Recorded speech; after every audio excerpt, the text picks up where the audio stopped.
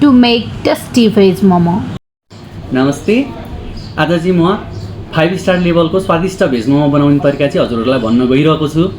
सबैभन्दा पहिला चाहिँ मैले भेज मोमोलाई चाहिने तरकारीहरूलाई सफा गरेँ अनि ती तरकारीहरूलाई चाहिँ मजाले बोइल गरेँ हैन। बोइल गरिसके पछाडि मैले चाहिँ प्याजलाई एकदम मसिनो पारेर चप गरिरहेको छु। त्यसपछि त्यो बोइल भएको भेजिटेबललाई एकदम मजाले फाइन चप गरेँ। त्यसपछि क्यारोटलाई पनि मैले चप गरिरहेको छु, तपाईँले देखिराख्नु भएको छ। यतिखेर सबै मैले भेजिटेबलहरूलाई चाहिँ मिक्स गरेँ। मिक्स गरिसके पछाडि मैले हरियो धनिया पनि राखेँ त्यसमा। हरियो धनिया राखेपछि त्यसमा मैले हल्का हरियो लसुन पनि राखेँ। हरियो लसुन राखेपछि यी सबै भेजिटेबललाई चाहिँ एकै ठाउँमा राखेर यसमा चाहिँ मैले मसला हाल्दैछु। सबैभन्दा पहिला मोमो मसला हालेँ। मोमो मसला हालिसके पछाडि मैले करी पाउडर हालेँ अनि त्यसपछि मैले चाहिँ तपाईँको मरिच हालेँ। मरिच हालिसके पछाडि तपाईँको आएर तपाईँको करी पाउडर पनि हालेँ अनि नुन राखेँ हैन। नुन राखिसके पछाडि जिराको धुलो पनि राखेको छु, तपाईँले देखिराख्नु भएको छ।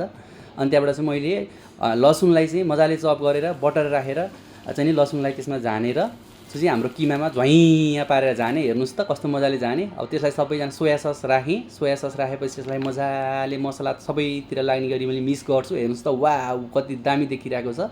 त्यहाँ पछाडि चाहिँ हैन अब मेरो तिनी साथीहरूले मजाले हैन अब त्यहाँनिर अब बेल्दिनु हुन्छ। यसरी बेल्दिसके पछाडि मैले चट्ट पारेर चाहिँ अब भेज मोमो चाहिँ एउटा माछे काँडा स्टाइलमा हजुरहरू सबैजनालाई एकदम मजाले बनाइदिन्छु। अनि यसो गरेपछि चाहिँ यो भेजिटेबल यस्तो मोमो बन्छ। Thank you so much.